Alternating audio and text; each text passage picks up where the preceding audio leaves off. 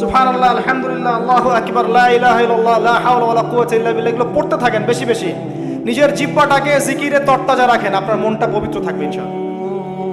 এবং কম কথা বলেন, আল্লাহর কাছে বেশি বেশি দোয়া করতে শেখেন, সেজদায় বেশি বেশি দোয়া করেন, রোজা রাখলে বেশি বেশি দোয়া করেন, শেষ রাত্রে দোয়া করেন, আযান ইকামতের মাঝখানে দোয়া করেন, জুমার দিনে দোয়া করেন, আপনার কোনো ভালো কাজ করার পরে দোয়া করেন, গোপনে কোনো সৎ কাজ করেছেন এখন দোয়া করেন, দান সাদাকা করেছেন দোয়া করেন, ইত্যাদি। এরকম অনেক সময় আছে যখন দোয়া করলে ডাইরেক্ট কবুল হয়ে যাবে ইনশাআল্লাহ। বেশি বেশি দোয়া করেন, তাজকিয়া হবে। আর একটু কম খান, একটু কম ঘুমান, একটু কম মানুষের সাথে মেশেন। যত বেশি মিশবেন তত মনটা মরে যাবে, কিন্তু বিনা প্রয়োজনে বাড়ির বাইরে বের হয় না।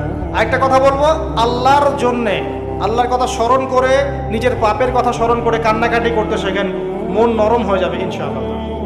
তখন গিয়ে আপনার কলবে আল্লাহর নূর আসবে। এই নূর দিয়ে আপনি তাই দেখবেন যা সবাই দেখতে পারবে না। ওই নূর দিয়ে আপনি এমন কিছু শুনবেন যা সবাই শুনবে না। ওই নূর দিয়ে আপনি এমন কিছু উপলব্ধি করবেন যা সবাই উপলব্ধি করতে পারবে না। আপনি খিদির আলাইহিস সালাম হতে পারবেন ইনশাআল্লাহ আযজা ওয়া জাল্লা। যিনি বুঝতে পারছেন নৌকা কেন ফোটা করতে হলো, যিনি বুঝতে পারছেন বাচ্চাকে কেন হত্যা করা হয়েছে, আর যিনি বুঝতে পারছেন দেয়াল কেন নির্মাণ করা হয়েছে, এটাকে মুসা আলাইহিস সালাম বুঝতে পেরেছিলেন? এই গল্প কোথায় আছে? কোন সূরা আছে? আজকে জুমার রাত নয় কি? ওয়াদা করেন আজকে জুমার দিনে সূরা কাহফ সবাই পড়বেন, ওয়াদা করেন, এবং অর্থ সহ পড়ার চেষ্টা করবেন। পারা যাবে? প্রথম 10টা আয়াত মুখস্থ করবেন, পারা যাবে? আল্লাহ পাক তৌফিক দান করুন, আমিন। একটা কথা বলে শেষ করছি, রমাদানে কয়েকটা কাজ, প্রিয় ভাইয়ের, আমি কয়েকটা লেকচারে বলেছি, আরেকবার রিপিট করছি। অনেকে বলো রিপিট করার কি দরকার? বলবো সূরা আর রহমান পড়েন। সূরা আর রহমান আল্লাহ রাব্বুল আলামিন একই কথা 31 বার বলেছেন, কি জন্য? উত্তর দেন, কি জন্য? একটা বিষয় গুরুত্বপূর্ণ হলে মানুষ রিপিট করে, তাই নয় কি? গুরুত্বপূর্ণ বিষয় রিপিট করার মধ্যে কি ইলমের স্বল্পতা? আল্লাহ রাব্বুল আলামিন 31 বার বলেছেন ফাবি আইয়ি আলাই রাব্বিকুমা তুকাযিবান। আর কোরআনে কি শব্দের অপচয় করা হয়? কোরআনে একটা শব্দের অপচয় করা হবে? যে কোরআনে আল্লাহ পাক একটা শব্দ দিয়ে পুরো সম্প্রদায়ের ঘটনা বলেছেন, ওই কোরআনে আল্লাহ পাক 31 বার একই আয়াত রিপিট করেছেন। কি বুঝলেন?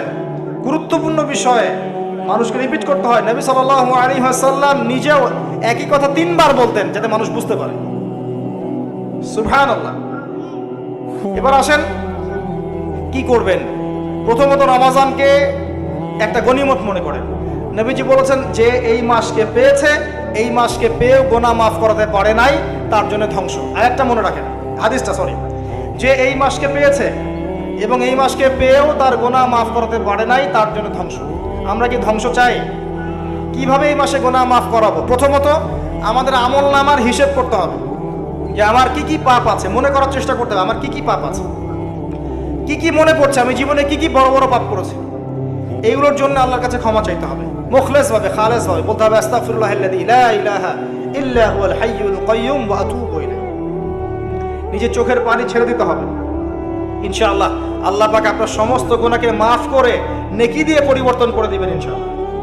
এটা সূরা ফুরকানের মধ্যে আছে, ইল্লা মান তাবা ওয়া আমানা ওয়া আমিলা আমালান সালিহান ফাউলাইকা ইউবাদদিলুল্লাহু সাইয়্যাতিহিম হাসানাত। আছে না? আলেমরা জানেন, প্রত্যেকটা ব্যাখ্যা করার সময় পাচ্ছি না। অতএব প্রথম কাজ রমজানে তওবা করা, দ্বিতীয় কাজ নামাজি হওয়া। যারা নামাজ পড়ি না আল্লাহর ওয়াস্তে 5 ওয়াক্ত নামাজটা জামাতে পড়ার চেষ্টা করেন আল্লাহর ওয়াস্তে। তৃতীয় কাজ সেহরিতে বেশি খাবেন না, শেষ খাওয়া মনে করে খায়েন না, পরিমিত খান। একইভাবে ইফতারেও এমন ভাবে খায়েন না যেটাতে আপনার পুরো রমজানের বা রোজা রাখার যে আধ্যাত্মিকত্ব নষ্ট হয়ে যায়, এটা রাখবেন, এটা করবেন না। ইফতারে পুরান ঢাকার মানুষের মতো খাবার নিয়ে বসেন না, 30টা 20টা 15টা আইটেম, সুবহানাল্লাহ। পুরো একটা খাসি নিয়ে বসে গেছে খাওয়ার জন্য। সারাদিন যে খাই নাই উসুল করতে হবে না, এরকম ভোজন রসিক হয় না। আর ওই যে এখনকার মিডল ইস্ট, ওরাও তো কম ভোজন রসিক না, বরাবর উট নিয়ে বসে যাবে খাইতে। দেখবেন কত খাওয়ার যে অপচয় হয় আল্লাহ বলবেন।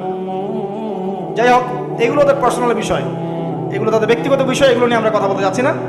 তবে আপনারা বেশি খাওয়ার অভ্যাস করবেন না, একটু কম খাওয়ার অভ্যাস করেন। এতে আপনি সুস্থ থাকবেন ইনশাআল্লাহ, এতে কোনো ক্ষতি নাই। যারা পরিশ্রম বেশি করেন তারা বেশি খাবেন, যারা পরিশ্রম বেশি করেন না খুব বেশি খেতে যায় না। আসেন রমজান মাসে আপনাদের জাকাতগুলো হিসেব করবেন কার কতটুকু জাকাত এসেছে। এই জাকাতগুলোকে রমজান মাসে দিয়ে দেওয়ার চেষ্টা করেন। শুধু জাকাতটুকু যদি আমরা ঠিক মতো দিতাম এবং সবার জাকাতকে যদি একত্রিত করা যেত, আমাদের এখানে বড় বড় অনেক মেগা প্রজেক্ট করা সম্ভব ছিল। এটা জানেন, শুধু জাকাত আর কিচ্ছু না। এটা মুসলিমদের সম্পদের, ধনীদের সম্পদে গরিবদের হক। এটা নেন, নিয়ে গরিবদের মাঝে এমন এমন কাজ করতে পারবেন যেটা দিয়ে ওদের বড় বড় মেগা প্রজেক্ট করা সম্ভব ইনশাআল্লাহ তাআলা। এই কাজটা আমরা করতে চাই না। অনেকে নামাজ পড়ে জাকাত দেই না, কোটি টাকার বাড়ি বানিয়ে বসে আছেন, জাকাত দিচ্ছেন না। সুবহানাল্লাহ। কবরে কি নিয়ে যাবেন? বাড়ি? ওই যে বাড়িতে তো থাকতেই পারছেন না আপনি, আল্লাহ তো রাখেনই নেই আপনাকে। ওই যে একজনের কথা আছে না, একটা বিশাল কেসা, বড় জান্নাত নির্মাণ করেছিল, পরে ঢুকতে পারে নাই। এটা কতটুকু সত্য আমি জানি না, তবে বাস্তবতা এখন এমন হয়ে গেছে। এবং 3টা 4টা 5টা 10টা বাড়ি, থাকার লোক নাই।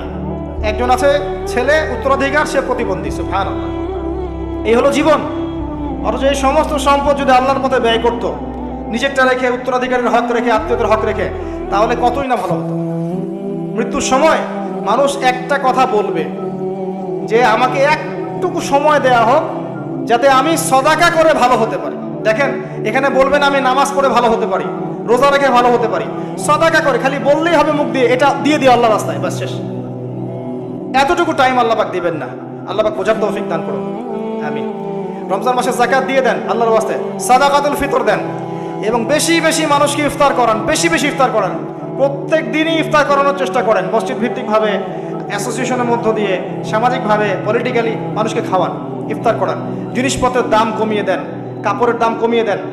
এবং কাপড়ের দোকানগুলোতে এরকম মেয়েদের মূর্তি রাখবেন না, নগ্ন করে মেয়েদেরকে রেখে দিয়ে ড্রেস পরিয়ে রাখবেন না। এগুলো আপনার ব্যবসার হালালের মধ্যে হারাম ঢুকিয়ে দিবে। এগুলো করতে যাবেন না। হোটেলের মধ্যে পর্দা টাঙিয়ে খাওয়ানোর ব্যবস্থা করবেন না। খেতে হলে ওই বাসায় গিয়ে খাবে, আপনার হোটেলে কেন? যেখানে পর্দা করা দরকার মেয়েদের গায়ে, সেখানে নাই পর্দা। যেখানে পর্দা করা দরকার নাই, সেখানে পর্দা টাঙিয়েছে। রমজানে এগুলো করতে যায় না। আল্লাহর ওয়াস্তে রমজানে বেশি বেশি কোরআন তেলাওয়াত করেন। রমজানে নামাজের পরে একটা করে হাদিস চর্চা শুরু করেন। আসর থেকে মাগরিব বিষয়ভিত্তিক আলোচনা শুরু করেন রমজান মাসে মসজিদে। একসাথে ইফতার করেন, পরিবারের সদস্যদেরকে নিয়ে ইফতার করেন, বেশি বেশি কান্নাকাটি করেন। শেষের দশক অবশ্যই জাগার চেষ্টা করেন। এখানে লাইলাতুল কদর আছে, এক রাত ইবাদত করলে হাজার হাজার মাসের নেকি পাওয়া যাবে ইনশাআল্লাহ তাআলা। আল্লাহর ওয়াস্তে রমজানকে কাজে লাগান, নিজের গুনাহ মাফ করিয়ে নেন। আল্লাহ পাক আমাকে তৌফিক দেখ, আপনাদের সবাইকে তৌফিক দেখ। আল্লাহর পথে মেহনত বাড়িয়ে দেন, মানুষকে আল্লাহর দিনের দিকে ডাকেন, আত্মশুদ্ধি অর্জন করেন, এবং রমজান মাসে কোরআনকে সময় দেন। কোরআন এই মাস সেই মাস যে মাসে কোরআন নাজিল করা হয়েছে। আল্লাহ পাক আমাদের সবার রমজানকে কবুল করুন। আমরা দোয়া করি আল্লাহ পাক আমাদের সবাইকে রমজানে পৌঁছে দিন এবং সেখানে বেশি বেশি ইবাদত করার তৌফিক আল্লাহ পাক দান করুন, আমিন। এবং এই সব মানুষদের জন্যই হবে ঈদুল ফিতর। আল্লাহ পাক কি বলেছেন? قد أفلح من تزكى وذكر اسم ربه فصلى। ঈদের দিন যারা তাকবীর দিতে দিতে আল্লাহু আকবার লা ইলাহা ইল্লাল্লাহ আল্লাহু আকবার ওয়ালিল্লাহিল হামদ পড়তে পড়তে ঈদগাহে গেছে, সারা মাস রোজা রেখেছে, তারাবি পড়েছে, তাহাজ্জুদ আদায় করেছে, বা কিয়ামুল লাইল করেছে, কোরআন তেলাওয়াত করেছে, সাদাকা দিয়েছে, ইফতার করিয়েছে, আত্মশুদ্ধি অর্জন করেছে, এই মানুষগুলোর জন্যই হচ্ছে এই খুশি, অন্য কারোর জন্য ঈদের খুশি নয়। আল্লাহ পাক আমাদেরকে এই খুশি অর্জন করার তৌফিক এনায়েত করুন। আল্লাহ পাক আমাদের সবাইকে রমজানে পৌঁছে দিন এবং সেখানে বেশি বেশি বারাকা দান করুন, ইবাদত করার তৌফিক দান করুন। আমাদেরকে আল্লাহ পাক ইলম অর্জন করার তৌফিক দান করুন, ইলম অনুযায়ী আমল করার তৌফিক দান করুন। আল্লাহ পাক আমাদের সবাইকে হালাল রিজিকের ব্যবস্থা করে দিন। আল্লাহ পাক যুব সমাজকে যাবতীয় পাপাচার থেকে বের করে কোরআন এবং সুন্নাহর কাছাকাছি নিয়ে আসুন। আল্লাহ পাক আমাদের পরিবারগুলোকে জান্নাতের টুকরা বানিয়ে দিন। প্রত্যেক পরিবারের কর্তাকে আল্লাহ পাক ইব্রাহিম বানিয়ে দিন। প্রত্যেক পরিবারের সন্তানকে আল্লাহ পাক ইসমাইল বানিয়ে দিন। প্রত্যেক পরিবারের মাকে আল্লাহ পাক সারা, হাজরা আলাইহিমা সালাম বানিয়ে দিন, আমিন।